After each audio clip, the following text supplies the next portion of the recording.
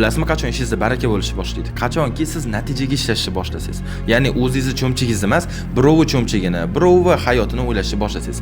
Oldin men bu sohaga kirib kelganimda qaysidir muddat pul uchun ishlaganman. Ya'ni ko'proq pul topaman, tezroq boyib ketaman degan xayollar bo'lgan. O'sha paytda katta pul topgan bo'lsam ham hech qachon menga yuqmagan, baraka bo'lmagan.